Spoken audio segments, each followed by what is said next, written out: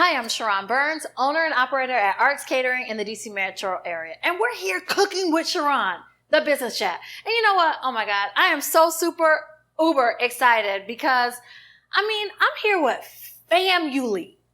If you don't know what that is, you better get to know what it is, right? I have Dr. L. Brown, who is a rattler in the house. And this is going to be a phenomenal episode. I know. All of them are awesome.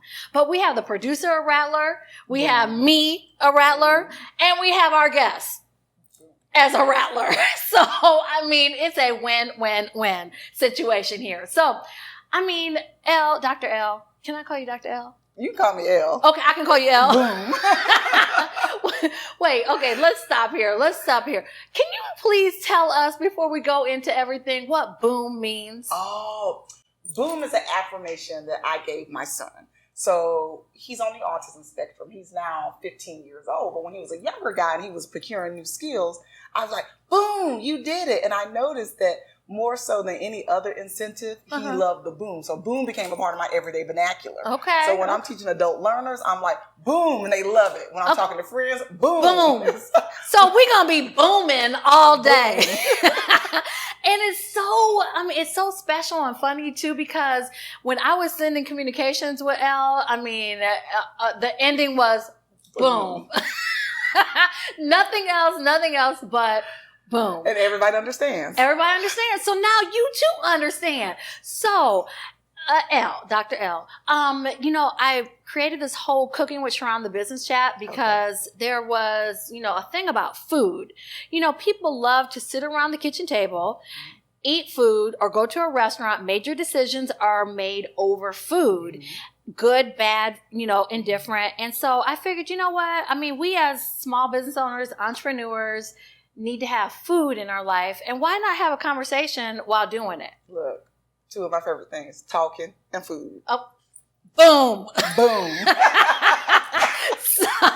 So this is a perfect pairing. But, first of all of our guests, I usually pair with some, libations. Okay. And, being a FAMU rattler, we ain't going to tell all our business. But, sometimes we party at FAMU. Post-graduation too. So, do you mind? Not at all. Okay, well, let's get started. And this is before I've taken a sip. This is before she's taking a sip. All right, so we're going to have a good time here. I already know. Today, I'm just going to make something special just so we can eat. Just some shrimp and grits. Elle is from the South. And so I tried to pair things up that may pair well with, where people are from. So I figured, shrimp and grits, you can't go wrong. I hope you enjoy it. I know I'm going to enjoy it.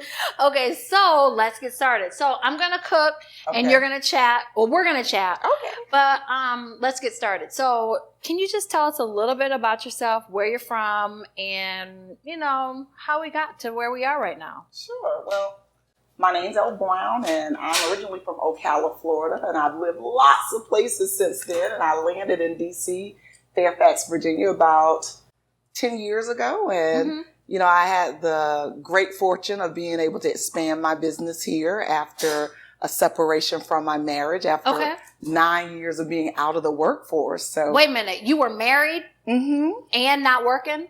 Not working. You good. I understand that in retrospect. But yeah, so it was business just was a blessing for me because it was one of those things where Kinder Jam actually started as an activity that I did with my son. I was noticing some developmental delays. I was talking to pediatricians. They weren't seeing the same thing that I was seeing. So I was like, well, I'm his mom, but if I was in the classroom, what would I do? Because I was a teacher by trade. And I said, well, I would Your background is, your degree is? My first degree is in elementary education. At that point, I was an elementary educator. Okay. Who was home raising children, raising a child. All right. So when you were at FAM, you got your degree in elementary education. Okay. Because, this girl is, educated. She has another degree, multiple degrees. So we'll talk about that in a minute. But the thing is, when I became a mom, I only had the one. Everything that happened thereafter was, by me being a mother. Okay. So when Ricky 2 was displaying these characteristics of developmental delay, I was communicating it to service providers. They weren't hearing me.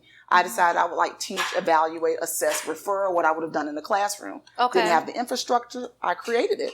Okay. I noticed that he liked music and movement, and he was really attuned to sound. I could hear what he was saying, not because it was necessarily coherent, but because I could follow his intonation in his voice, and he would mimic the intonation in my voice. So I started doing music and movement and singing with him, and a friend saw me do it and was like, "You're working so hard, you should teach a class." And that class became Kinder Jam. Okay. And I taught it on a military installation in California. In California. How'd you come up with the name? They asked me, well, what do you call it? And I didn't know. And I went home and I just thought about some things, and I came back and I don't know, Holy Spirit, I said Kinder Jam. And it's been Kinder Jam. I love it. Because it was Ricky 2's time. Before it was just 45 minutes that I did with my son. Okay. So when it became Kinder Jam, the class became hugely popular in the Monterey, California area. And it was a transient area because we had a lot of students who went to either the Defense Language Institute or the Naval Postgraduate School. So they were only there for a year to 2 years. Okay. So mothers would come, take the class. They would be teachers by trade. And they were like, we would love to do this at the next location, their next duty station. So they were like, package it up. And I started licensing my program. And we grew to 11 countries and 17 states by kind of like Johnny Appleseed for military and State Department communities. Okay. Moms, to having mobile, fulfilling careers. Okay. Yeah. Pause. You say licensing. Now, you went to school for education. So did you know all this about licensing? That's the FAMU. So some of my sorority sisters from FAM became subject matter experts on various things. So I reached out to a line sister who's an attorney, and she helped me with my first licensing agreement. She's still my attorney. Okay. But with that, it was one of those things where I was able to pull from my village to find the things that I needed, because I had an idea and it was just taking legs. And it was taking legs a lot quicker than, I expected, because I really was focused on being a stay-at-home wife and mom at the time. Okay. So Kinder Jam wasn't my focus, but it was something that was growing very quickly. Right. So you went to school, got a degree, got married, and then decided to stay at home, and then the business flourished. Right. So stay at home. Then later I had the baby, and the business just grew, and the business became my blessing when I landed in the DC, Maryland area, because we were in Fairfax, Virginia, and literally a year to the day of getting here, I asked for a separation. No, you didn't. I did. Wait a minute. You were just at home, not working. At home, not working. And you asked for a separation? And I asked for a separation. Girl, you good. It was one of those things, just coming into this area, being around people who knew me prior to marriage. Right. Noticing differences in my personality. And I was able to see myself, in a different light. I was in a community where everything was kind of, very similar. Okay. Most people's lives were just like mine. Okay. I got here, and the first thing I noticed was when I took my son to school one day. I was a volunteer, PTA volunteer, and this woman was rushing in to take her child, and she ran their car. She had heels and a hound tooth shirt. I remember, and some black slacks. And Not that you remember all the details. I remember that. Because I was like, I wonder where is she going? She's probably going into the city to do something really important. And at that point, that's when I kind of realized that, I had ambitions beyond being at home. While it was something I appreciate being able to do, it was a little suffocating for me as the marriage continued and the roles became really oppressive, in my opinion. Yeah. Right. Without going into, all the details, because we have a story and a movie and a book about all that. Right. Because I've been married too. And so we can definitely tell that story. But it takes a lot of balls, for lack of a better word, to just, stop being in something that you're accustomed to. So for someone that is in that same situation, that same scenario, no normal person does that, you Mm-hmm. know? So how do you, help encourage that person to just, just do it? When the spirit talks to you, move. Okay. And that's literally what happened, because I had to keep my life the same for that year of separation. Mm-hmm. So afterwards, I was kind of like, well, what do I want to do when I grow up? And I had a dream. It was a dream so real that I felt like it was the Holy Spirit talking to me. I even did a Facebook post about it because it just so real. And it was like, you're supposed to do business with Fairfax County. Okay. So I got up, I got dressed, and I went to the county building. I was like, hi, my name's Elle Brown. I have a company, and I want to do business with Fairfax County. That's all you did? That's all I did. And they just started sending me all these various places. And I kept telling people that same thing. And then one day I was like, you know what? I enrolled my child in classes with the county. I'm going to go to the place where they make the catalog. Mm-hmm. And I went there like, hi, my name's Elle Brown. I have a company, Catering, and I want to do business with Fairfax County. They're like, oh, we don't do that here. We just make the catalog. Go upstairs. So I was in there like 3 hours. And I was like, I am not leaving this place until I find who I'm supposed to find. Mm-hmm. And the young lady who I spoke to, the second office they sent me to, she was like, are you still here? And I told her, I'm not leaving until I find out who I'm supposed to talk to. Right. And she walked me through the cubicles to procurement.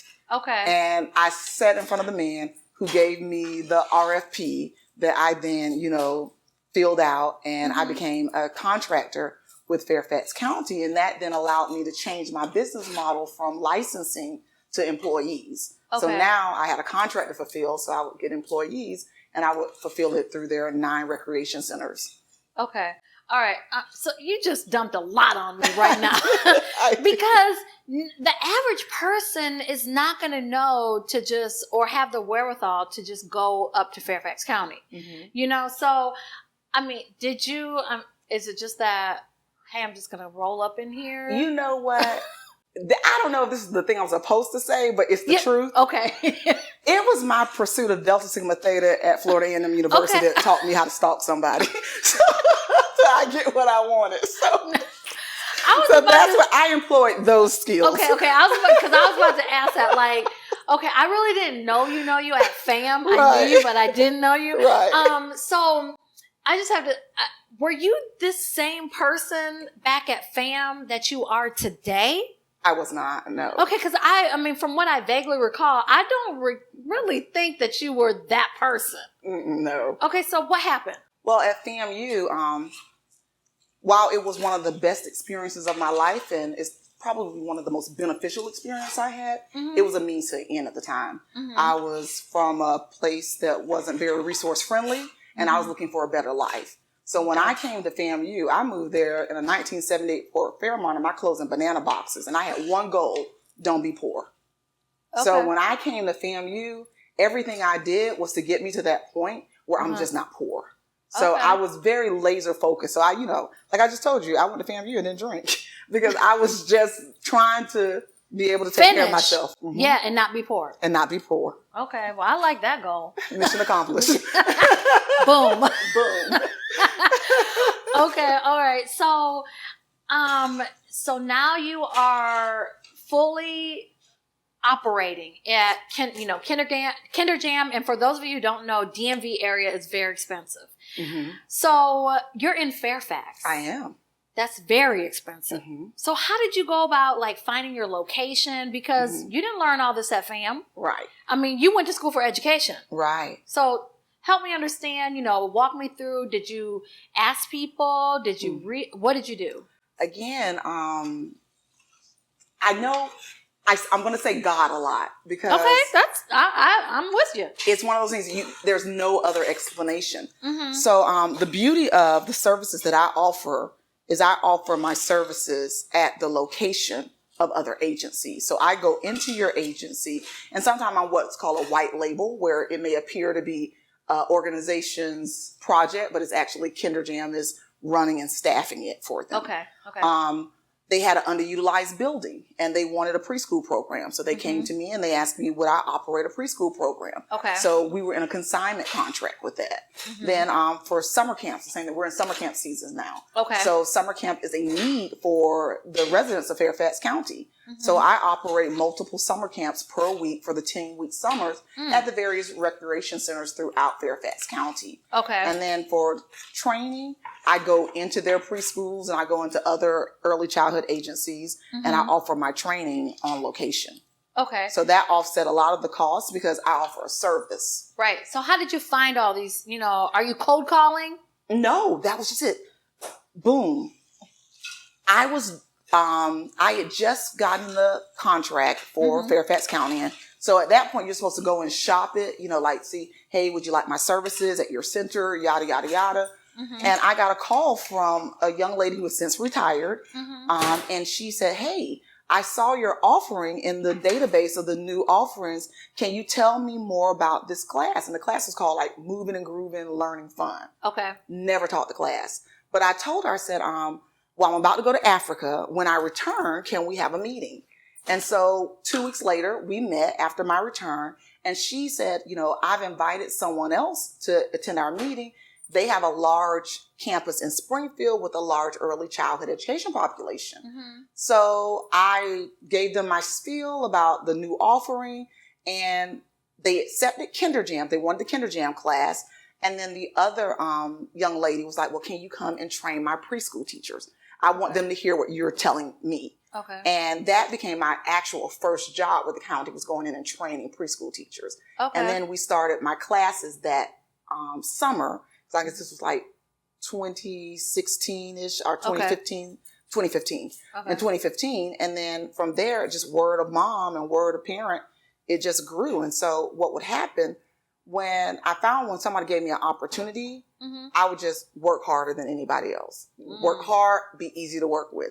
And when opportunities presented, because I was already a contractor and I already had good relationships with people, they were like, hey, Elle, can you do this? And I would never say no. Of course not. Exactly. If it was something I couldn't figure out, you figure it out. I would find someone who could figure it out. And I just became the go-to girl in early childhood education. And camps, they were like, basketball knows basketball, Legos knows Legos, Kinder Jam no kids. You want to try camps? I was like, okay. Hey, we got a space for a preschool. You want to? Right. I'm like, okay. So, with all this, it sounds like to me, and the outside looking in, that you have a lot going on. I do. Different components of, how Kinder Jam started and where it is today. The camp component in itself is a big deal because you have to have staff. Right. So I staff about 17 per summer, and this year we operated 38 camps. Okay. So over the 10-week period. So 38? 38. So it's because a camp is 5 days. Okay. So they go to a center for a 5-day camp. So I may have 4 or 5 camps going on at one time in various campsites. Right. Because I offer Moving and Grooving, which is that's what happened with the name Moving and Grooving. We turned it into a camp. Okay. So it's a variety camp. Then we have Adventures in Musical Theater, which is a theater-based camp. And then we have All-Star Gymnastics. And we have a new one we offer this year, Learn to Ride a Bike. So where do you find all these people to help you? So the staff members, well, staff members, believe it or not, come from word of mouth. So I work with very young people. So either high school graduates or freshmen and sophomore in college. And so I have them for about 2 years. And then they'll tell their younger sister or their cousin or someone they went to school with. So there's only one person I had this summer that I went to a recruiter for. Everyone else came word of mouth. Am I the only one that has employment issues? No, because right now I'm staffing a preschool and it's a whole different beast. Okay. So with the preschool, because you're going to transition out of camps and then you're going to go into the preschool series. So how many kids do you have in your preschool? Well, right now I'm going to Tyson's Corner. So we're opening a new preschool there. Okay. So it's going to be a 3-room preschool, but we're starting with 2 classes. Okay. So we're going to start with about 44 kids. Okay. And then we're going to move up to a 3rd class in January. And DMV people that aren't in the area, she said Tyson's Corner. Tyson's Corner is money. So, girl, you're doing it big. So I don't, how can someone that's starting out, because I'm sure you didn't think when you moved into the area you'd be at this point. I did not. So encouragement, where does someone start that's just moving into, that may want to open up a preschool, may want to have a summer camp? What would you tell them to do, ground level stuff? Well, the summer camp part is probably the easiest. Okay. You need to have high quality content. You know, something that you could teach kids. You know, if you are a teacher, you make curriculum all the time. You're constantly writing curricular. You're constantly writing lesson plans. You know, what are you going to do with the children for 5 days? How are you going to enrich their lives? Some of our camps are half days. Some of them are full days. So the first thing you got to do is come up with an idea. Okay. And then I would say get some past performance. Okay. Now, subcontract with someone, you know, so that was one of the things that was really helpful for me. Because I started out as an Omni contractor when I was a spouse. I had, you know, about 8 years of past performance in federal contracting. Are you a small woman owned business? I am. Okay. That's a whole nother story. So it was one of those things where all of that stuff was already done. Okay. So I was able to, you know, just say that I can do this. So as long as you can let them know that you do it, a summer camp contract is pretty easy to procure. Okay. Because the thing is, they're going to take your offering. Now, if no one buys it, then you don't have a camp. Make sense? Right. So you could have, you know, underwater basket weaving camp. They'll put it in the catalog. If nobody wants the underwater basket well, how do you advertise for it? They put it in their catalog. So but you don't do anything outside? I don't do anything. I don't handle the money. I just invoice the county. Do you do any extra, like, marketing for Kinder Jam? And my camps were full with a 40-kid waiting list. Shut up. Yeah. Okay.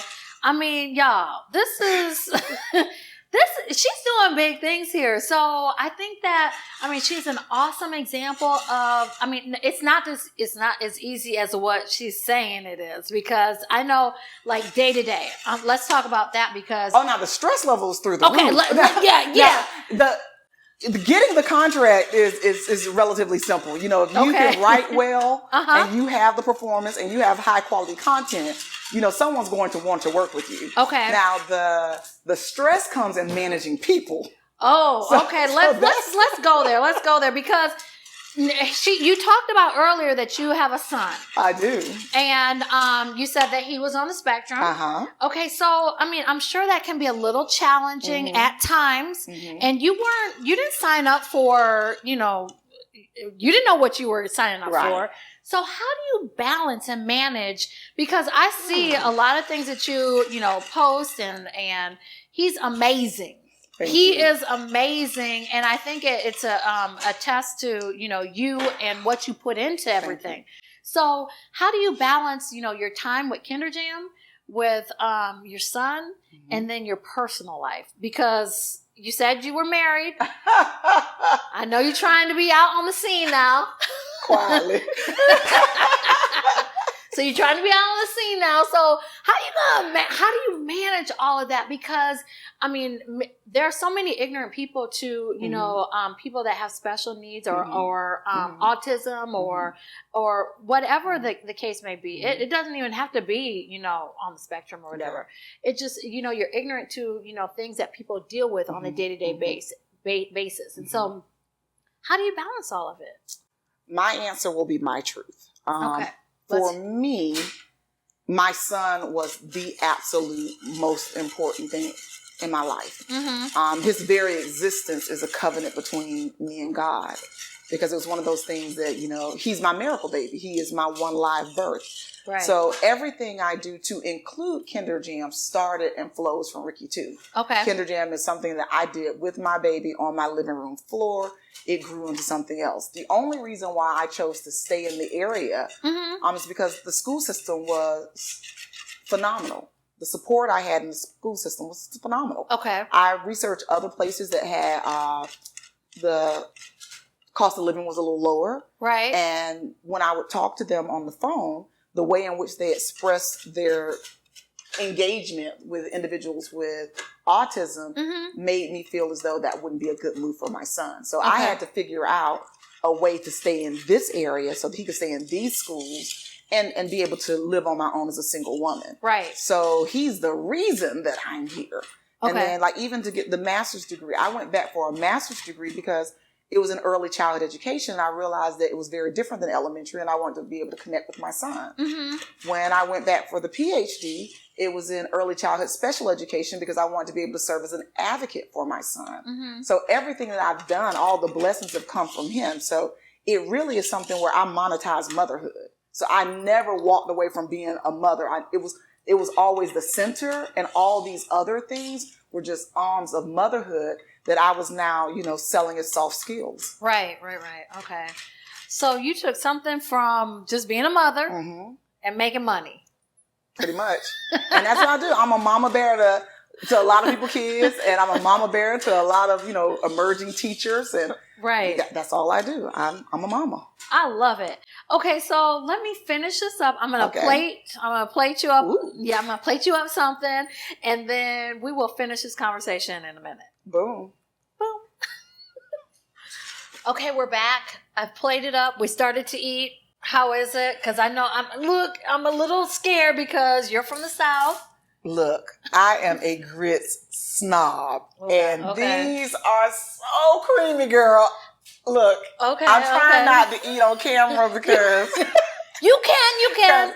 I was eating. No G at the end, just N with an apostrophe. I was eating. Okay, good. I passed the test. Now I was a little nervous. For every guest, I tried to prepare something that is, part of you. Tried to, but it always doesn't work out. I'm a grits fan, so this is the perfect meal. Thank you.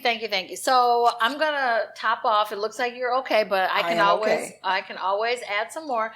But let's continue the conversation about personal time, because as an entrepreneur, business owner, I know for me, for the first, I would say 6 or 7 years, I wasn't focused on me. I was focused on, making sure everything was done.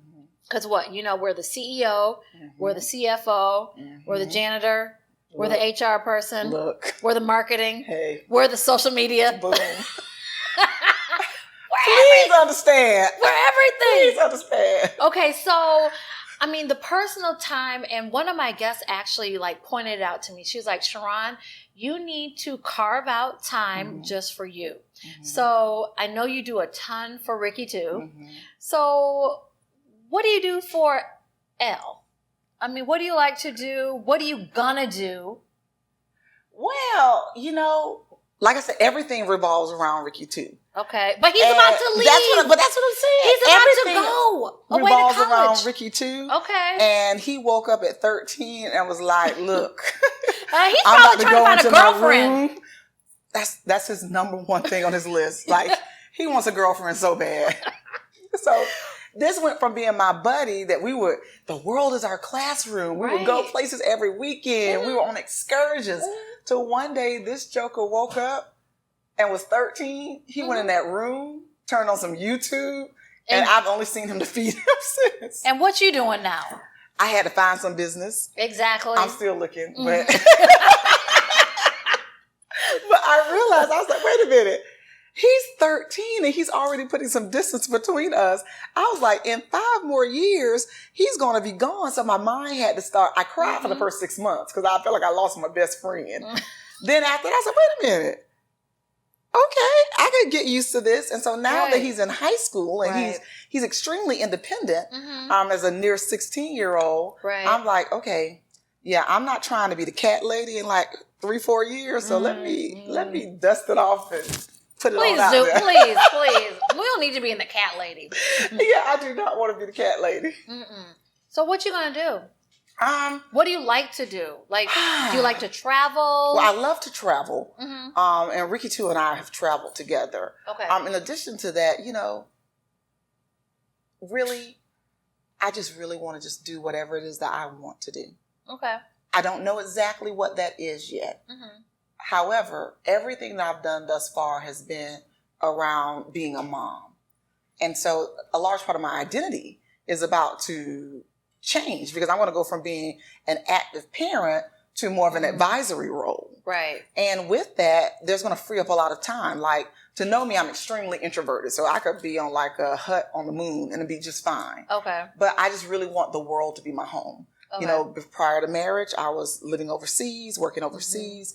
So I feel like with what I do, I can come in and out anywhere. So I'll probably set up shop in some place where the cost of living is not as high as it is here. Are you going to move out of DMV? if Ricky Two's not here, because my whole reason for being here was because the school systems were phenomenal. So I'll always do business here. Okay. I don't necessarily know if I will land here because I do want to be in close proximity to him if he's going to a southern school like Florida A&M. I was about to say, is he about to go to FAMU? Do you think?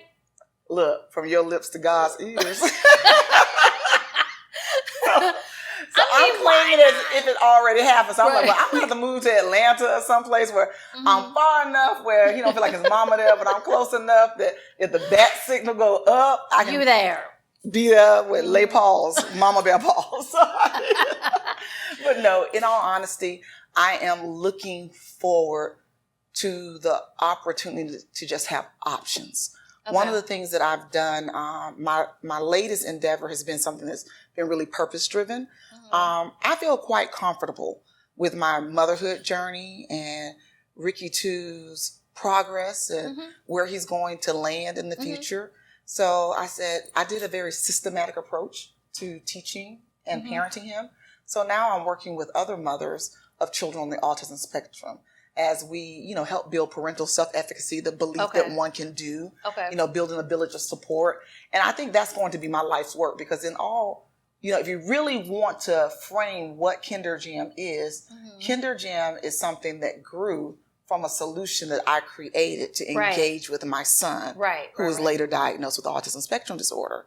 So I've managed to be available to my son. I've managed to give him the things that he needs to have this curriculum that ran parallel to the school's curriculum. While they worked on academics, I worked on social emotional development as well as life skills. So I was preparing him to be a person. Do you think you'll franchise this? I don't know if I'll franchise. Right now, the thing that's been placed on my heart is to build a community.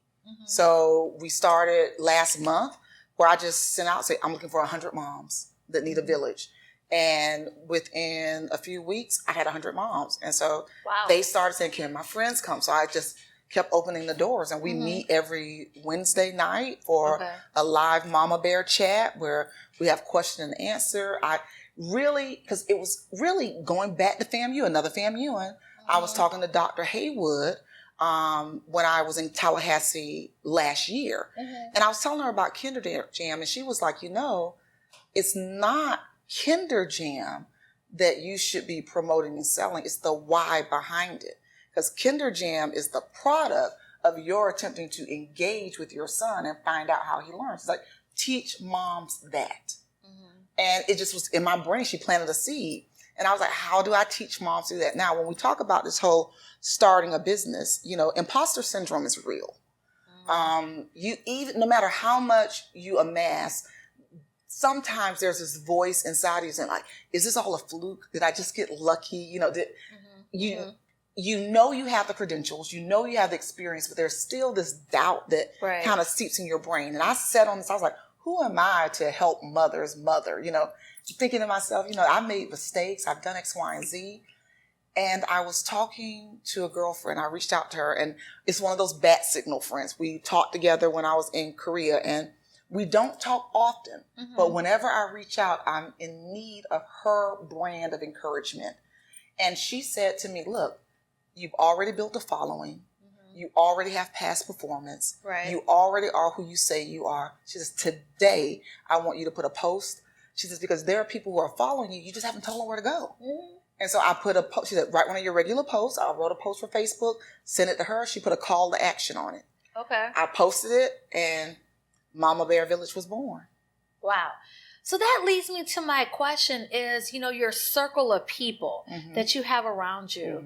I'm sure it's changed over the years from when you were overseas, obviously, to, or at FAM, really. At FAM, when you transition, you're still going to have the same core probably, but when you transition to this point, your core supporters, are maybe different. I don't know. For me, it changed over the years because a lot of people don't understand what we do every day. And you want to have someone in your corner, just like that person you just mentioned, that is motivating, encouraging, and telling you what to do. So has your core changed, like your circle of friends and your family supporter? Because you're from Florida. You're in DC. Who's here to help you? my core is very tight. Mm-hmm. With that, I operate with the construct of villages. And the reason why I say things like my village is top notch and everyone needs a village is because I'm not particularly close to my family of procreation. Mm-hmm. So when I moved to FAMU, I literally moved to Tallahassee. Okay. So in a lot of ways, that's where I grew up. So Okay. I got a core group of friends and village members there through, SGA or Mm-hmm. through, Delta Sigma Theta. Right. Then when I moved to Atlanta, I really didn't have to make a new village because there were so many FAMUans Mm-hmm. that came to Atlanta. However, when I got to Japan, because I moved to Atlanta from Japan, I moved to Japan from Atlanta at like 24. Mm-hmm. And my second day there, I got an email from one of my line sisters who had gotten an email from a friend of hers, Rob Hardy, who was in our School of Engineering. Mm-hmm. There was an email that said, "We are the world," said they went to a club in Yokohama, and it was like 16 FAMUans in the club. Okay. So I emailed the girl who was the original poster of that email. This is back in 2000. Okay. And my third day in country, I met her at a train station in Yokohama, and up came Sharita, someone who came in our year, who I didn't really know at FAM, but since that day, we've been the best of friends. Okay. So she was able to then transition to my adult years. And then when I became a military spouse, then I started getting military spouse friends. And then when, I had a child with autism, then I started mothers of children with autism. And then when I landed here in DC, it was like, a full circle moment because the people who were with me at FAMU were now here with me on the East Coast. So I've been very fortunate that even though I've lived all around the world, FAMU has always been a constant. And then the villages that I've created within the different contexts of my life, they've just grown and continue to grow. So I have a far-reaching village, and I believe in that concept. So I've never had to do anything alone. Right. FAMU, HBCU. I mean, that's really the connection. And I mean, not to pub FAMU too much, but quietly. It is what it is. It is what it is. So, I mean, you have shared so much information as far as, how you've transitioned from, you went to school to be in education. To be not poor. Right. Being not poor. But even with that, it was... When I got to FAMU, again, I told you I moved there with my clothes in banana boxes in 1978 Ford Fairmont, and I thought everyone would look just like me. When I got there and I saw these minivans and these seas of pink and people putting up balances and contact paper, and I was there by myself. But why FAMU? Because I was working at Publix after high school. So when I graduated from high school, I went to get a job, and I worked at Publix grocery store. And when I was... in the grocery store, a young lady who I'd gone to high school with came through my line. And I was like, "Hey, girl, where you been? I ain't seen you in forever." She says, "I go to Florida A&M University." And I thought to myself, now, if she can go to college, it can't be that hard. So I was already out of school. I was living with my grandparents, and I heard my grandparents having a conversation. And they were just like, "She's grown." They're like, "She need to get a piece of job, a piece of man, a piece of house, and get on out of here," because I'm 18. So I went to my high school, and I talked to my guidance counselor, Mr. Williams, and I said, "Hey, I need to go to college because I need a place to stay." And he went to FAMU. So even FAMU was a happy accident. So he was like, he pulled a yearbook out, "I want to go." I was like, I'm mad at the pub. I'm still at the Publix part. She's like, "I go to Florida A&M University." Okay. Hey, it all ended up a great story. A great story. But I asked that, you started off in one place, you went to school because you wanted to, not be poor. Not before. And you're here now being phenomenal, being fabulous. Right. And I just for people that want to start a business, what would you say are the core key, values, not values, but personality traits? Because I look at myself and I can say I'm very competitive. I don't want to fail at anything. Oh, yeah. Yes. So I just want to win, win, win. And I was thrown into entrepreneurship. So what would you say it takes to be where you are? Because, I mean, you were striving to be the best from the beginning. For me, entrepreneurship is simply freedom. It wasn't about, I grind because I want to be free. Okay. I grind because I want to have flexibility. I grind because I want to be the person who says yes and no. And I think you have to have a motivator that you want so badly that even on those stressful times, because please understand, it would be a lot easier to go to somebody's cubicle, have a bobblehead, my son's pictures up, and collect a paycheck every 2 weeks. Not the pictures up. Look, on days when HR was not acting like HR, I have thought about my cubicle and my alternate life where I go in for my good job, my good benefits, and my 2 weeks paid vacation. I'm mad at that. But then I remember that I like taking walks in the morning. And I remember things like when the school says anything, I like to be there on there looking at them in the eye within 5 minutes. Right. I like that. I like being able to travel. I like being able to be in control of my life. Right. And what that, and while that may sound like cliche and fluffy, because I have so many hidden responsibilities as a mother of a child with autism, I need those pockets of freedom so that life is manageable for me. So it really is freedom for me. And so I would say anyone who's going into business to identify why and have that why be so strong that it's a motivator on the days when it gets tough. Because there are days that it gets tough. We've been talking really light here. Yeah. But there are days when you're like, okay, are people going to show up? Are people, if everybody just do what they're supposed to do? Just show up just come to work. Can you just come to work? Just please, just like, don't do that on the job. Just please understand that. So it really is when you get to the point where you own a business and not a job, you have to trust other people. Right. So that would be one of the other things I was saying in entrepreneurship.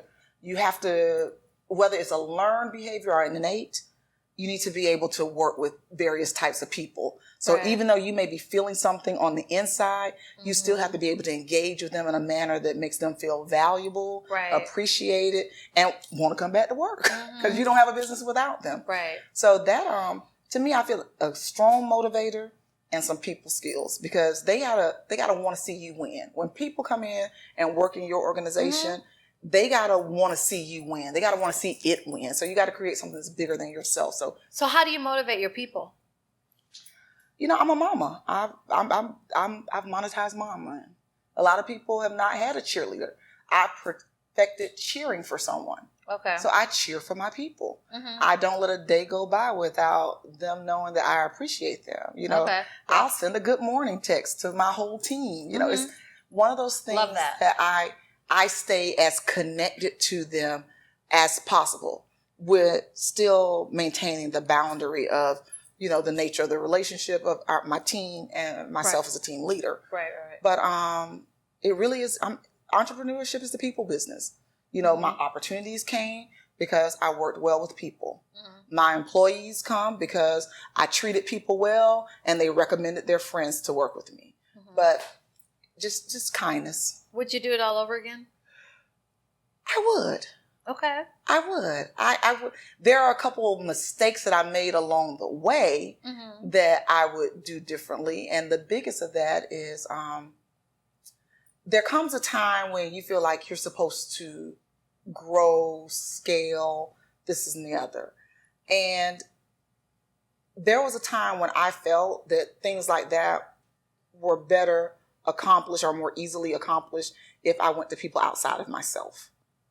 And one of the things I've learned in business is that to trust my gut instincts, that Kinder Jam is me. People have bought into me. You can't reproduce me. I can have someone give me their opinion, but it's for me to filter that opinion through the culture of my company and what my intended goals are for myself and my family. Okay. So with that, I would have to say that if I had to do all over again, I would trust my own voice more. Okay. Yeah. All right.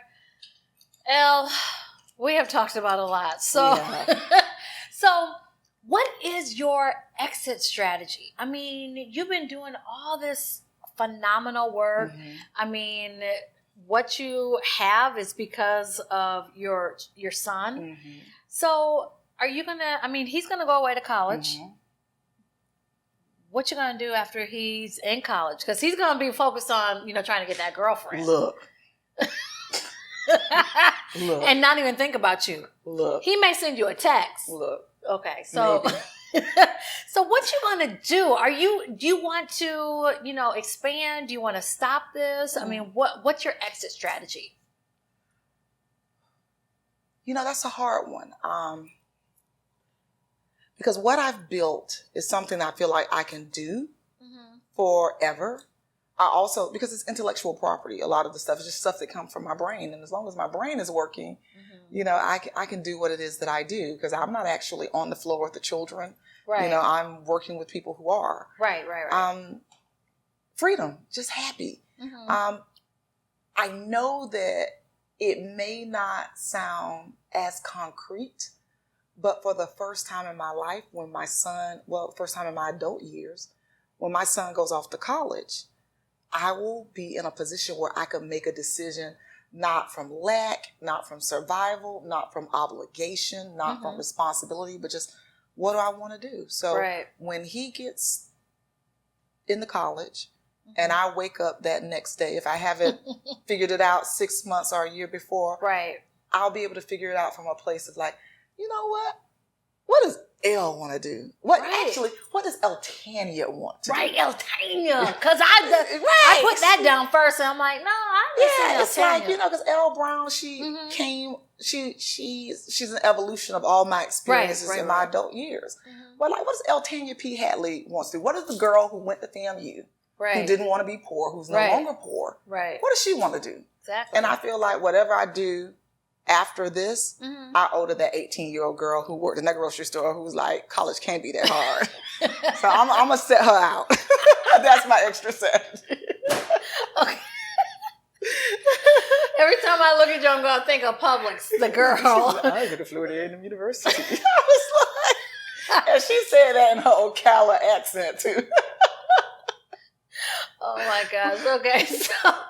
So we haven't figured it out 100%. Because I still got time. Yeah, you still have time. I mean, Ricky 2 has 3 years left. 3 more years. And I think that's the thing. I see life in terms of motherhood. So it's hard for me to think of an exit strategy while I'm still in it. Okay. But you have built an empire. You've built something that I think that can transition into something bigger. And all you have to do is sit on the beach. Pretty much. And, collect checks. From your lips to God's ears.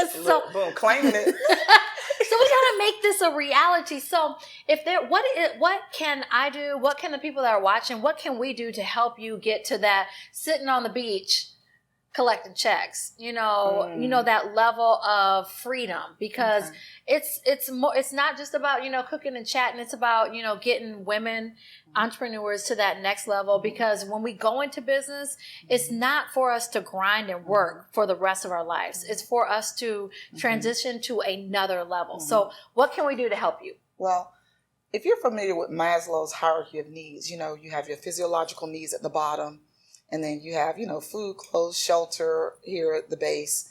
And then you go up there, attachment, security, and all those other good things. And at the top of the pyramid is self-actualization, which is where we all want to go. So I'm less concerned about the checks, because I believe the checks will come. When you're operating your purpose, the checks will come. What can be done for me is to help me build this community now. Okay. If there is a mother of a child with autism that who can benefit from support, send them my way. Okay. I am building a community. And I don't know how this is a part of the greater plan, but one thing I've learned, remember I said I wanted to start to listen to that inner voice. My inner voice is saying, this is the thing. You went through everything you went through, the tears you cried, the pivots you made, the business you built was in response to something that happened in your life that was focused on your child. Right. I want to position myself to be a resource to other women. That's what my dissertation was on. The life course trajectory of military mothers who parent young children with disabilities. And I found that it was healthy trees yield healthy fruit. We need to make sure that mothers are healthy, whole, and they appreciate themselves and they give themselves grace. Because this is not, and it's not a sprint job. This is a marathon job. This is a 22 plus year job. Yeah. So I want to build that community. What I'm going to do with that community outside of our intimate space, I've not yet decided, but I know now that each Wednesday night when we meet, that there's something happening there. And they need you. And we need each other. Right. We need each other. Yeah. Right. Well, I can't thank you enough for coming and taking the time. Today, because, your story is like so many other stories that are out there. Women that, just built something and made it, just started, weren't thinking about it, and now it's up here. So I commend you for that. I applaud you for that. I thank you for sharing that story. A lot of people don't want to, expose and share everything. I understand that too. Yes, but I think you have a lot to share. So I thank you for your time, and I thank you for the knowledge. And as always, we appreciate you for joining us with Cooking with Sharon, the business chat, and we'll see you the next time. Boom. Boom. All right. Thank you. Well, I enjoyed that. Do I get to take my shrimp and grits home? Yes! No, give me it back.